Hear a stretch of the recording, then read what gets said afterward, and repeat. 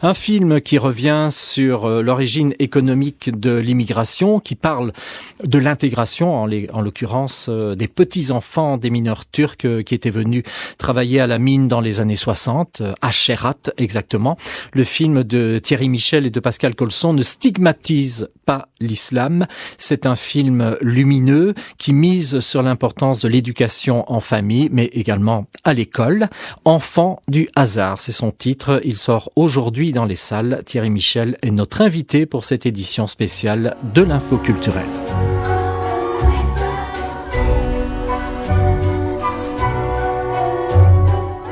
Thierry Michel, merci d'être avec nous ce matin. Bonjour. Bonjour. Alors c'est vraiment le mot lumière qui vient d'emblée à l'esprit en voyant votre film. Elle est vraiment inscrite dans la photo. Sherat est lumineuse, même le jour de la rentrée scolaire quand il pleut, les enfants sont rayonnants. C'est un parti pris, la lumière. Je suis heureux que vous preniez ce terme parce que la lumière, ça renvoie à tellement de choses philosophiques et je pense que mon cinéma est un cinéma depuis que je fais des films qui s'attaque à la réalité, mais pour affronter les ténèbres et montrer que chacun en lui cette force, cette énergie, cette créativité, cette confiance.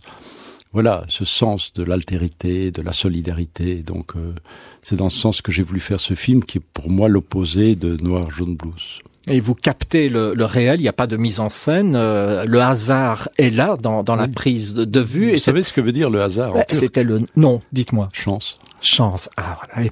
Et en anglais, c'est Children of Chance. Et c'est également le nom du charbonnage à Sherat. Le hasard, c'est aussi celui de la vie. Les grands-parents sont nés en Turquie, les petits-enfants ont grandi ici. Ce mot est un heureux hasard, on peut dire. Oui, il y a 3 charbonnages à Liège. L'un s'appelle, enfin il y en a plus, mais hasard. Il y en a un autre qui s'appelle espérance et le 3e bonne fortune.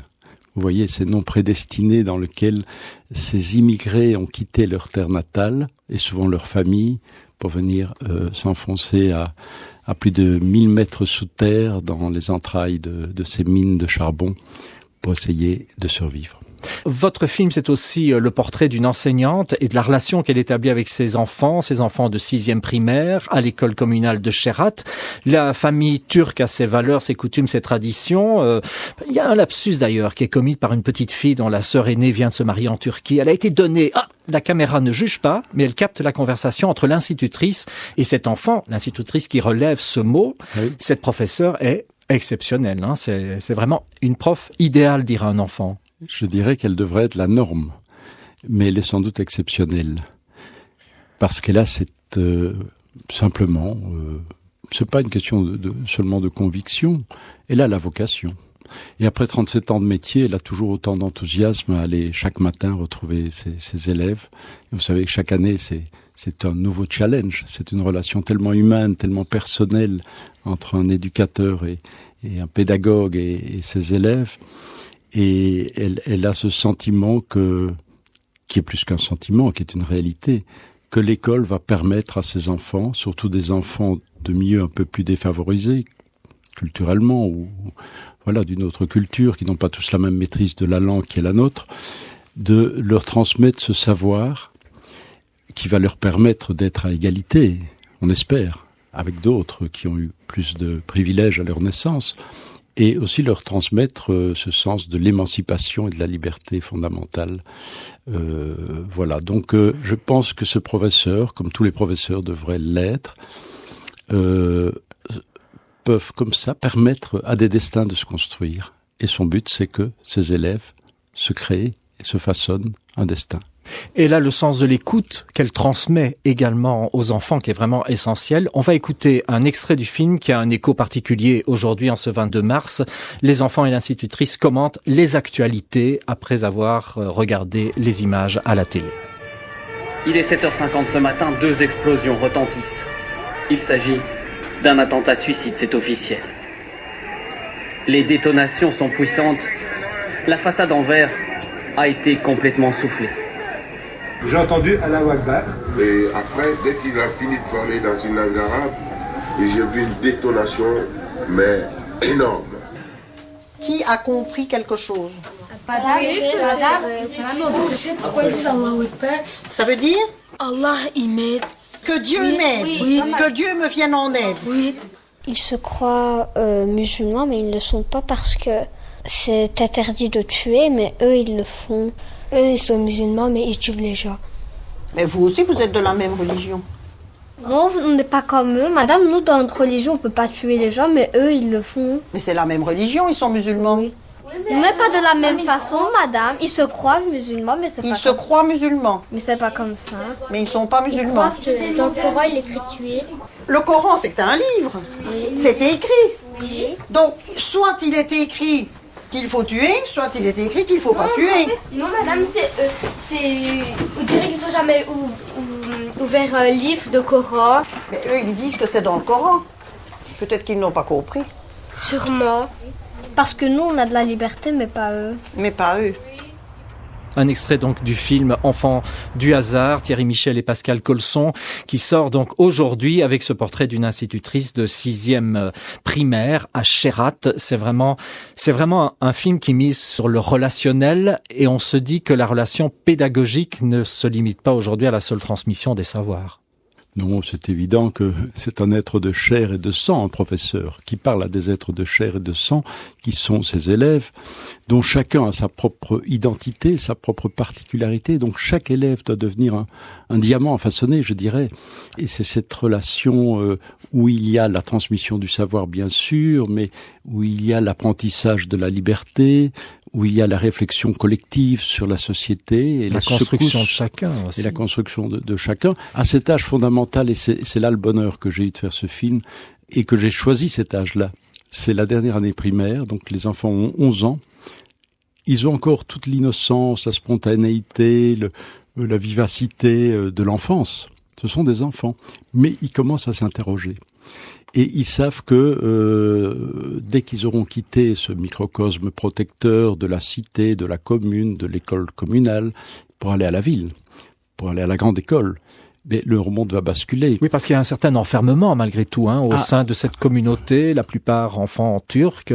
Bien sûr, on est dans un communautarisme affirmé, avec ses codes, ses rituels de mariage. Mais je veux dire, le communautarisme, ne faisons pas d'erreur. Les Belges ont leur propre communautarisme, on a aussi nos codes, nos mariages, nos rituels, etc. Donc chaque communauté a Oui, on est les très siennes. peu confrontés aussi à la différence, mais eux ne le sont pas plus. Voilà. Mais alors on avait cette particularité dans cette classe étonnante, qu'il y avait donc 17 élèves, que 16 suivaient le cours de religion islamique, le belge d'origine, les autres sont belges, mais ne sont pas d'origine belge. Le belge d'origine était finalement le minoritaire des minoritaires, puisqu'il était tout seul au cours de morale laïque. Donc on avait inversé les choses. Ce n'étaient pas les étrangers qui étaient les étrangers, c'est le belge qui était un peu l'étranger. Mais en fait, ça ne se posait pas, parce que cette école est un milieu rassembleur, et ce professeur veille à l'intégration, évidemment, de tout le monde et à cette cohabitation, ce sens de l'altérité, de la solidarité entre tous les élèves. Les derniers mots du film, on voit les enfants après leur CEB, ils font du vélo, ce sont les vacances à Chérat, ils espèrent qu'ils ne vont pas se perdre de vue. Les derniers mots, qu'on ne s'abandonne jamais. On peut vraiment entendre ces mots aussi, on va se retrouver, mais aussi que chacun ne renie pas ses espoirs et son humanité. Exactement. C'est magnifique cette fin. Je te trouve aussi.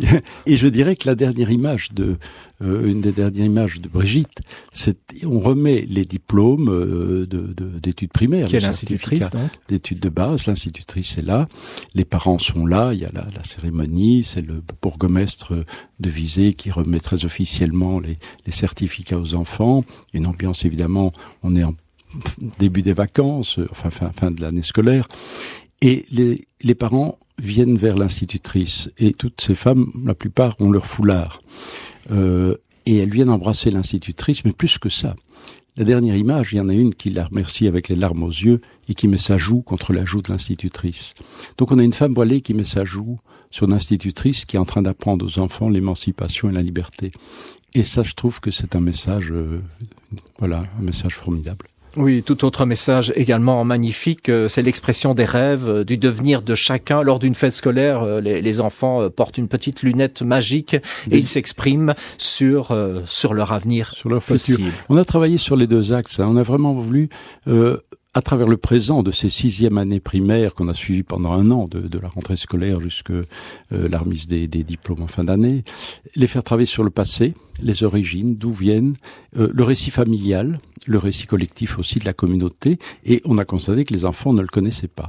Donc c'est l'école et l'institutrice qui va leur dire, maintenant vous allez enquêter. Pourquoi vos grands-parents sont venus ici, comment ils sont venus, comment ils se sont adaptés, où est-ce qu'ils ont travaillé, et puis on va aller visiter la mine où ils ont travaillé, etc. Donc on recrée, et donc ils partent en quête de leurs racines, et dans le même temps, on va travailler sur le futur. Qu'est-ce que vous serez à 35 ans ? Et c'est formidable, ceux qui sortent, parce que finalement, ça les a obligés chacun à définir s'ils auraient cet enfant, un enfant, marié, pas marié, à Liège ou ailleurs, mais les métiers qu'ils auraient. Et là, on découvre une pluralité d'aspirations étonnantes dans les métiers qu'ils aspirent à avoir, dont un d'ailleurs qui est d'ailleurs au Standard. Dans les juniors du Standard, il se voit déjà en train de marquer au Real de Madrid ou au Barça, en train de marquer 3 goals en Coupe d'Europe. Et vous filmez la mine, le bâtiment de la mine, le chevalement, presque comme un clocher d'une cathédrale sociale. Pour moi, c'est la cathédrale sociale ou économique. Hein. Oui, c'est juste. Et c'est un signe qui rassemble en fait aussi cette communauté dans le passé, même si les enfants ont oublié. Après 2 générations, on oublie l'histoire familiale. Cette mine est omniprésente, non seulement dans le paysage, mais dans l'imaginaire de toute la population. C'est pas par hasard que quand il y a les attentats, les élèves disent à madame, les terroristes, est-ce qu'ils vont pas aller se cacher dans le charbonnage?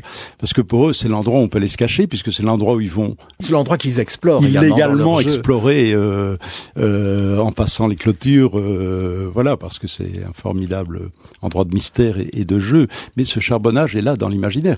Et comme vous le dites, ce sont des symboles de 2 siècles d'histoire. La région liégeoise a été bâtie sur le charbon et l'acier. Et je suis très triste qu'on est en train d'abattre ce châssis à molettes qui va disparaître du paysage, comme on est en train d'abattre le premier haut fourneau à Serein, on va abattre le 2e, et ne restera plus aucune de ces cathédrales industrielles. Alors c'est bien, j'aime bien les églises. Il y a beaucoup d'églises, mais on pourrait quand même garder des vestiges aussi de cette incroyable révolution qui a marqué la vie de combien de générations et qui a fait la richesse aussi de notre pays.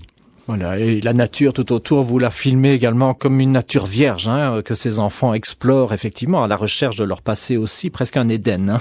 Un film remarquable. Vous savez, on essaye toujours d'avoir dans le cinéma documentaire, où on est confronté à la réalité, trouver aussi la poésie de la réalité. Voilà, et ces enfants, cette poésie, elle était aussi dans cet espace qui est le leur, cet espace de mystère qui entoure leur cité, et qui est ce charbonnage et toutes ces ruines industrielles.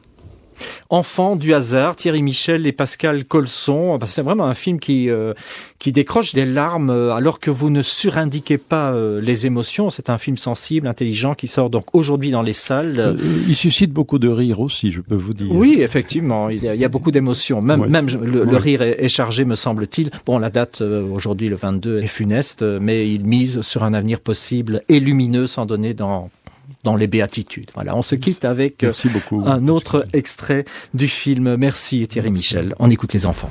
Je suis marié et papa de 6 enfants. Je suis attaquant dans l'équipe de Barcelone. Je viens de marquer un goal contre le Real et j'aperçois mes amis Ahmed et Sefa qui m'applaudissent. Après le match, ils viendront chez moi avec leurs épouses. Et comme à chaque fois, on parlera de le match qu'on jouait dans la cour de l'école. On jouait comme si on allait gagner la Coupe du Monde. Je suis paléontologue et astronome. J'ai fait pousser un arbre sur Mars. Quand je rencontre mes copains, ils se souviennent des dessins que je leur faisais.